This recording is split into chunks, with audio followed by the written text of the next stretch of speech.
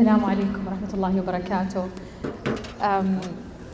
One of the first things that have been said earlier this evening, get out of your comfort zone. And honestly, I got out of my comfort zone because I hate stairs, I don't like stages, and I'm always afraid when I'm in heels. So today I'm honestly out of my comfort zone. Thank you so much, Dr. Uthman, for giving me this opportunity. Thank you for giving me this amazing platform in front of those amazing people.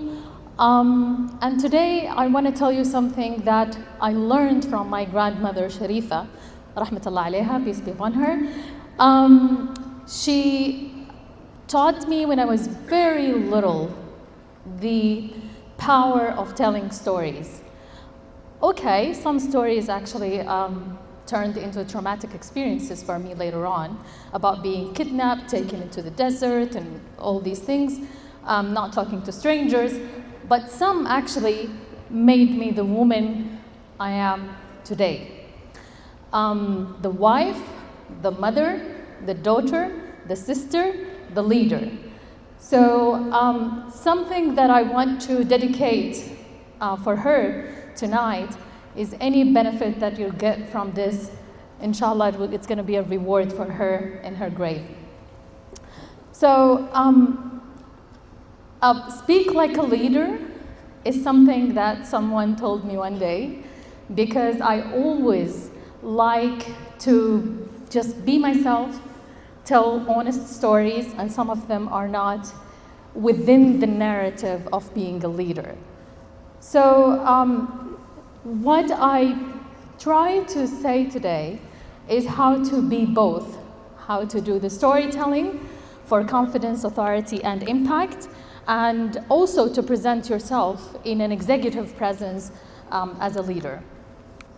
So excuse me if I code switch between Arabic and English every now and then, but I believe that most of us speak Arabic.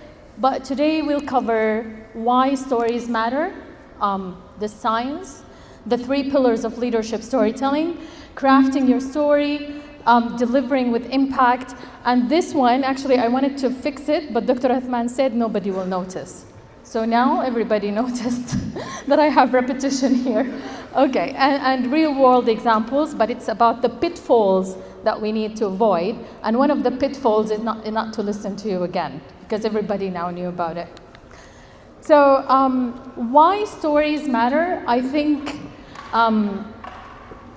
in telling these stories, it's more than just an entertainment. They are a fundamental part of human connection and learning, and it's deeply impacting our brains and our ability to influence others. And one thing that I always like to tell my students, that 3 brain regions are activated when we tell stories. These are in relation to how stories engage language, sensory, and motor cortex, creating a vivid, immersive experience for the listener. So you're activating 3 parts of the brain. Scientifically, when you tell stories, everybody is engaged, everybody's there following with you. 65% of our conversations are stories, and this is something that I always tell my colleagues. When we are in meetings, begin with a story, end with a story, and always tell people stories about leadership that will change a lot of things without making a lot of effort. And my team knows me very well in this. I always tell stories, and some of them would say, okay, what you want. And with time, they will know that how to extract the message from the story. And they will never forget this moment when we shared that story for taking decisions, making transformation, or introducing new plans into the college. In fact, 65% to 70% increase in retention as well. Information presented as a story is significantly more memorable and impactful than raw data or facts alone. If I started my presentation telling you that I've attended a lot of training on public speaking, it wouldn't stick to your mind as much as my story with my grandmother Sharifa. So 3 pillars of leadership storytelling, and let me thank my father for this. When I first became the head of department, I just recently came back from 20 years abroad, and I was literally knowing nothing about being in higher education in Saudi Arabia. So I was very shy when the dean approached me and told me, Hamdah, I see potential in you. You can be the head of department. I straightforward no out of my mouth came as big as this. No, I can't be a head of department. I'm still too young. I know nothing and all of that. And then I had this session with my father, and he told me about how you are now writing your story. So take this, because one day you will tell people this story. So take the risk and be in that role. So this one is very important, which is how the storytelling you are doing on stage with people in your daily conversations first should be authentic. Authenticity is very important. Share genuine experiences, vulnerabilities, and also this kind of sharing will build the credibility and the relatability, fostering deeper connection with the audience. Nobody is perfect. Nobody is actually very neat and organized and fixated in certain positions all the time.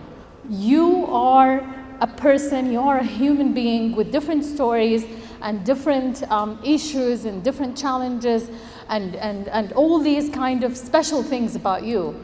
So authenticity is very important, and I always tell this to anyone who is a young leader. It's very challenging to be in leadership positions when you are very, very young, because you look up to those role models and you want to be one of them. But at the same time, you want to be yourself. You don't want to lose yourself in the way to become this role model in your head. So authenticity would make it very much easier for you, because you're able to be yourself, you're able to share your vulnerabilities, and you're able also to share your genuine experiences without feeling the urge to just act perfect all the time. Second, clarity. I think clear narrative is very important. Start with a compelling beginning, and you need the middle and definitely the end. This ensures that your message is easy to follow, understand, and remember. And I think I've been through a lot of situations when my team told me, Diktora, وش قاعد تقولين? We don't get it. So, and I understand it's not clear in my head, so definitely I can't tell them what I want. So I learned to prepare. And this would bring us to the third pillar, which is purpose. Every story must connect to a lesson, insight, or clear call to action, and this will actually drive the impact and inspires meaningful change. And purpose comes only with preparation. You would never know the purpose of this meeting unless you have prepared for it. And I've learned my lesson. And Huda, I think she knows me very well from back in 2018 when I came. I was very little and skinny and very excited. I want to do everything. I want to just talk all the time. And then with time, I learned because I have to prepare, then it will take a lot of time. So I've learned to talk less, because preparation means effort, and effort means less time, and less time means less talking and more doing. So this is something that I would always stress on. Authenticity, Always be authentic, share your vulnerabilities. And we have something here in Saudi Arabia, sometimes people would make it sound more, don't do this, don't be sharing a lot of your vulnerabilities and so on. I totally disagree.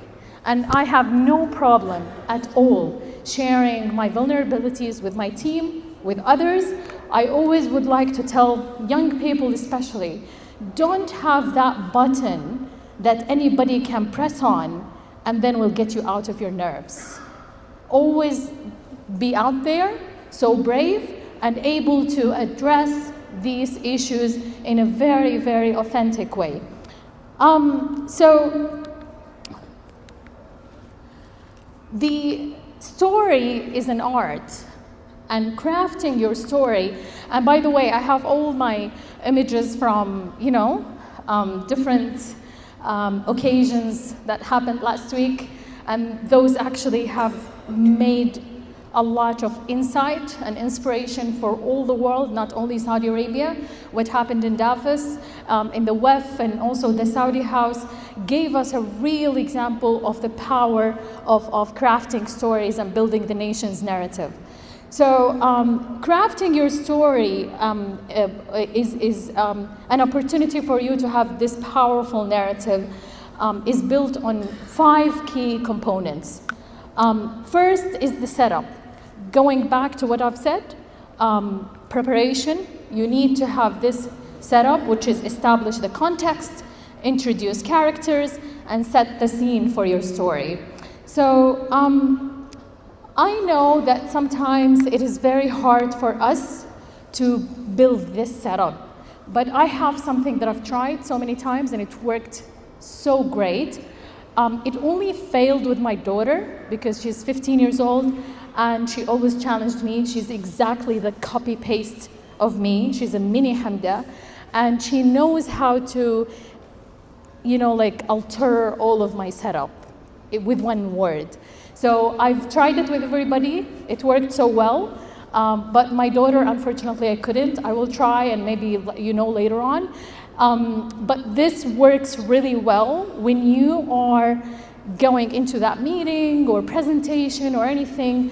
Build a context and a setup and imagine everything. Introduce the characters, set the scene of your story, and train yourself also to different reactions and different questions and etc. Second is the challenge. Introduce the central conflict, problem, or obstacle that arose. And this is something that I've always liked, especially in nowadays in Saudi Arabia, you have a lot of projects and you're engaged in different conversations. It's about the opening, the closing, the milestones, the challenges, the risks, the crisis, and the changes, and the agility in those projects.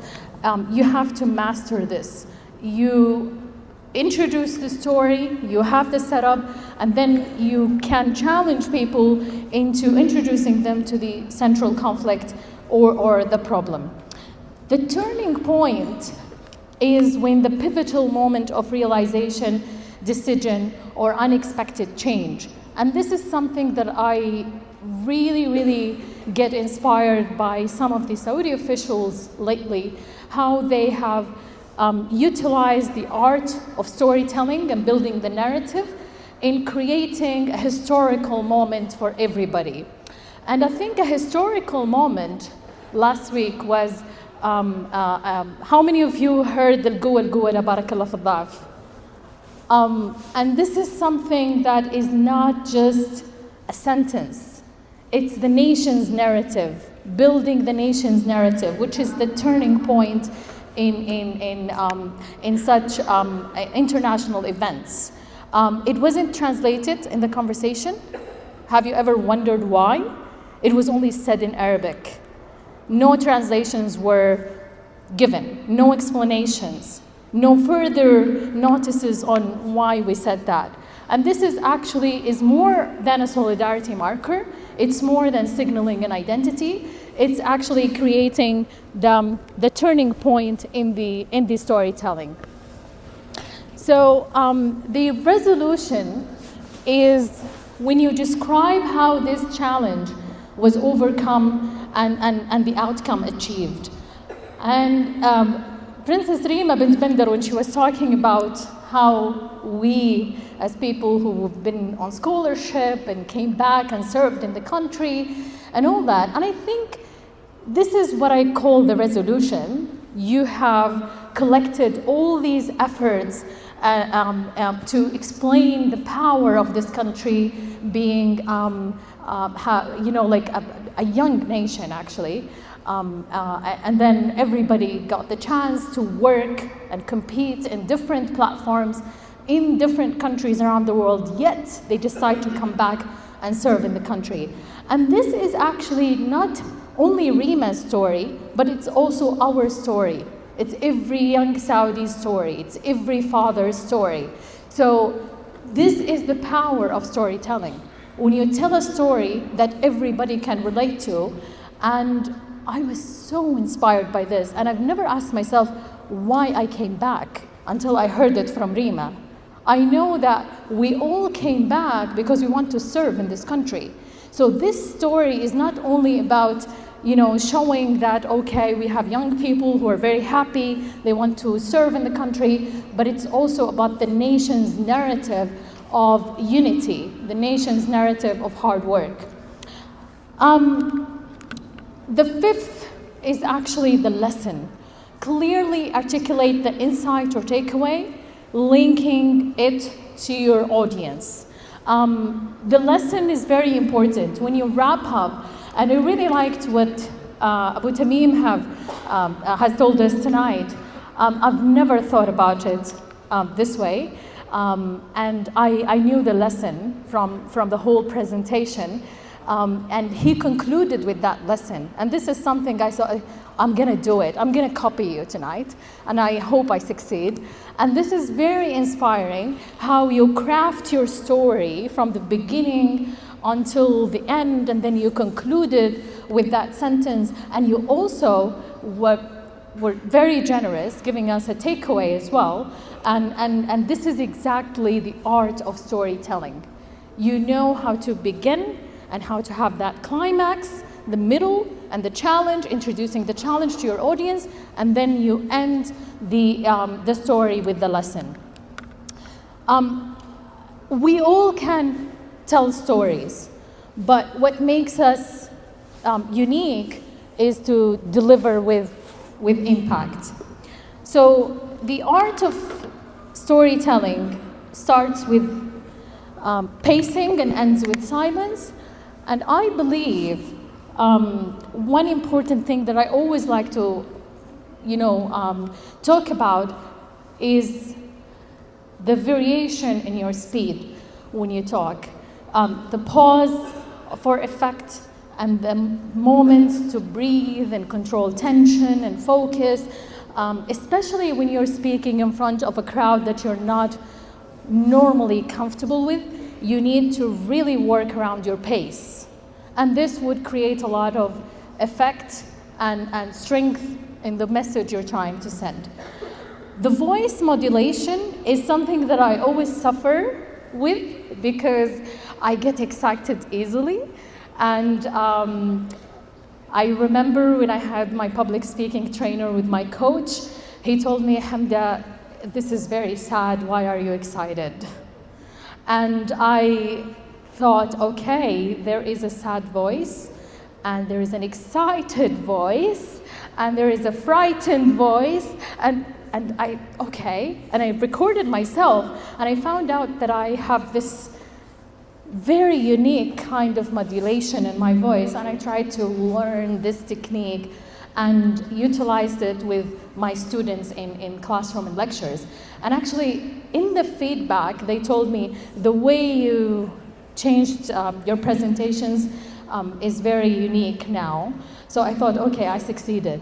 And then I forgot about it the second lecture, because I think it's just about being yourself, really, because I'm not someone with structure.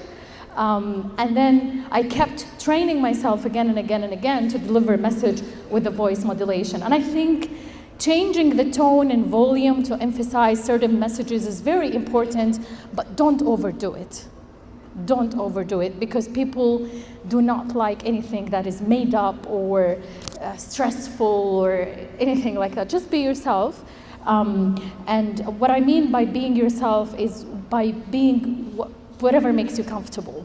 If you're comfortable in that sense, it's much better. Body language, and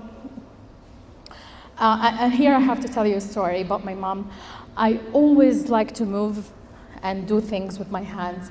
And then my mom said, I don't like this because it makes you look like Ragla. Ragla. So I said, what is Ragla? She said, Ragla. Irkti. So I learned how to tone myself and my body language through this. I know it's not very positive, but okay. And don't record this and send it to her, Huda, because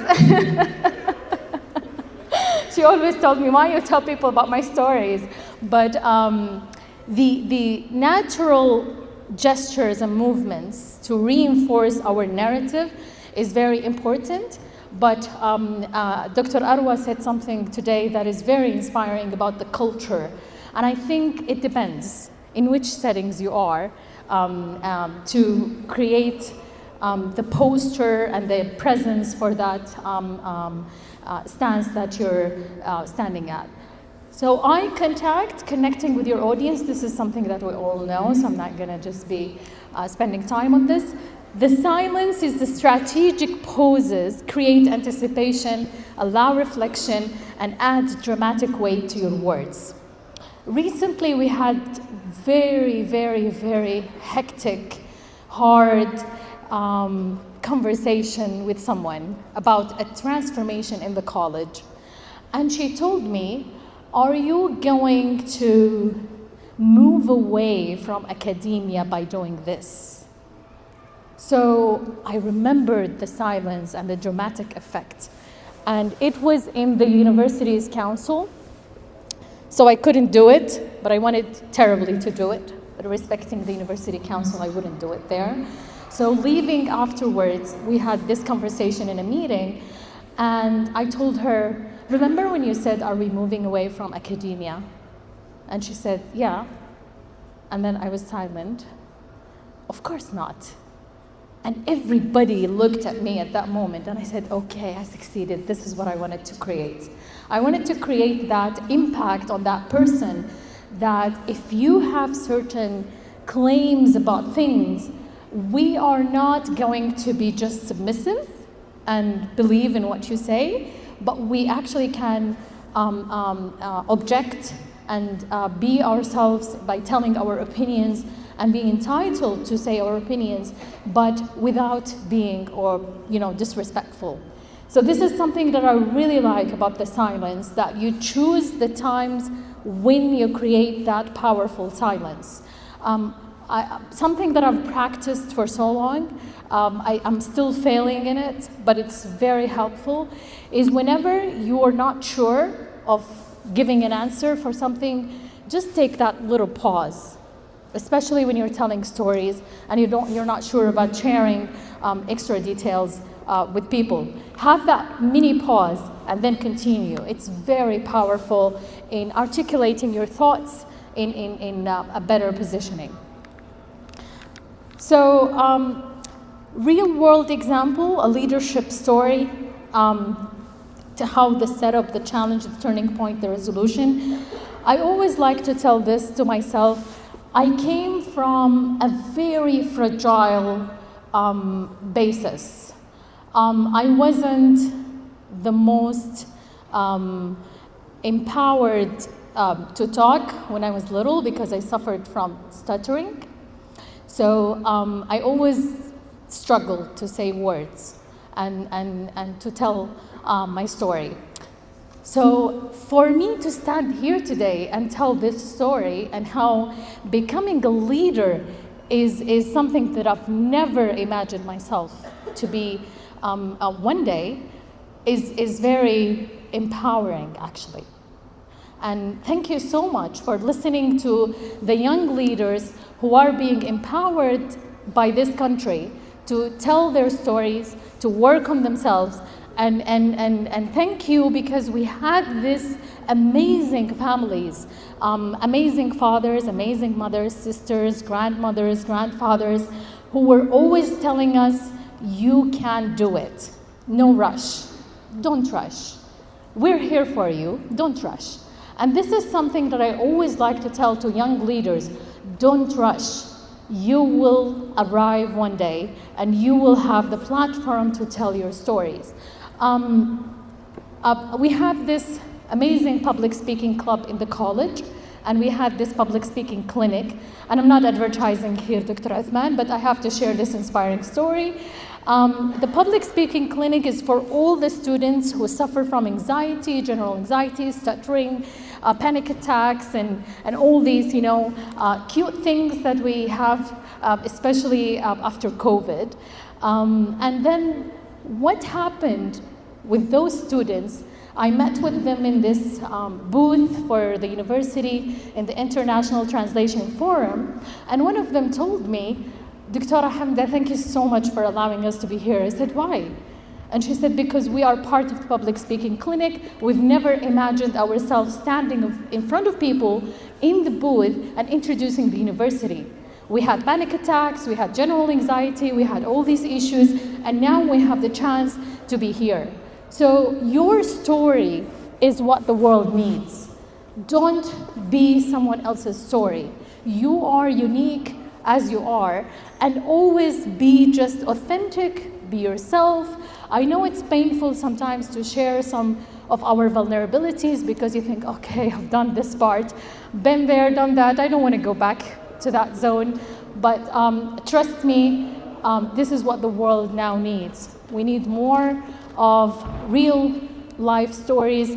We need to hear more about the real world examples of leadership stories.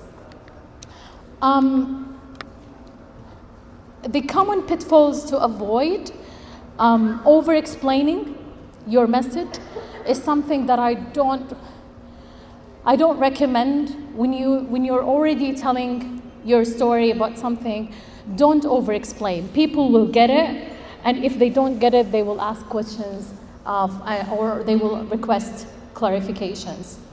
Losing focus is something that we always do, especially when we are trying to talk about things and we're so excited, we don't stick to that message, and we tend to wander between the different stories. Making it about you, and I hope that I didn't do this tonight, but I wanted to share more of the stories that I learned from, and I think some leaders tend to make the meetings or the speeches or the even when they're participating in certain forums or conferences, they make it about themselves, and it's okay unless you're oversharing your successes. I think people don't want to hear how you made your first million. They want to hear how many times you failed before you made that million. And this is what we want to hear, because sometimes there's something that is not welcomed by people when we talk about reaching that point, but it's about how many times you stumbled, because I will learn from that more than I learn from the success you've shared with me. Rushing the pacing, sometimes we don't give our stories room to breathe, and I think that's when people tend to forget the story, and it comes with practice, it comes with time, and I think now it's very trendy and hip, for leaders to talk about storytelling, but I think it's a must. We need to create that narrative, whether for ourselves or for the organization. But where's number 5? We have 4 on the slide, and this is number 5. Forgetting the lesson. Always tie your narrative back to the clear takeaway or the call to action or the profound insight for your audience. And I think, mashallah, Dr. Muhammad did it tonight for us. The lesson at the end, the takeaway, and the call to action. And this is something that I think that what makes us different when we tell our stories is that we always give people that lesson to take away with them. This is something that is not, let's call it a takeaway. It's the story toolkit, practical exercises that we always refer to when we are building the message or when we're doing the audience design for a certain discourse or a certain narrative. Identify your story is something that is very important. And have you ever come across those people who have very interesting stories to tell all the time? Definitely, a lot of them. And what makes them good in that is they are very good in identifying the story. Knowing more people, engaging with different cultures from different backgrounds. Don't look for the alikes, look for the difference, and identify the story, whether it's your story, their story, or the story you're sharing with others. Map the framework. The framework of that story is very important to have different parameters to work around. Practice delivery, and this is something that a lot of people fail to do. They don't practice the delivery, especially when you're giving a speech that is going to be recorded by people and remembered by them for the next 10 years, let's say. And someone I always like to look at when practicing the delivery, His Excellency Adil Jubair. I think he's genius in terms of practicing the delivery. He is a naturally good speaker, public speaker, excellent public speaker, but at the same time, you can see a lot of preparation put into the messages that he's trying to send and the narrative he's trying to build. Get feedback, and this is something I've learned to do recently, is to give my people, my team, whatever I'm talking about, and get feedback from them. And a lot of times they would tell me like, Doctora, that's too much. Just like, don't say that, please. Just tell them what to do, and instead of all of that. And refine and repeat this is the story toolkit. I have it as a background on my phone all the time because I need to remind myself to do all of them. And trust me, nothing is better than storytelling and leadership. Nothing. All the leadership courses I've taken are good, great, okay, they build knowledge, but the best course that I've attended was for storytelling for leaders. And this is something that made a huge difference in allowing me to lead very ambitious and competitive individuals at the university. Storytelling impact is something that you take away with you tonight. The stickiness factor, there is something about stories that makes them stick to your head, and this is called the stickiness factor. And emotional buy-in and action is something attached to stories. Whenever you tell stories, people have this emotional buy-in, and a lot of them would take action because of the stories they've heard. For me, I believe also it's a biological hack. And if you remember when we were kids, the first thing that our parents did to parent is the storytelling. Thank you so much for your attention. I hope this was beneficial to you. And please inspire the world with your stories. I'm looking forward to hear all your stories. Contact me, and this is my LinkedIn account. And I love to have personalized messages on LinkedIn just to know who you are and how we can share stories together. شكرا جزيلا. يعطيكم العافية.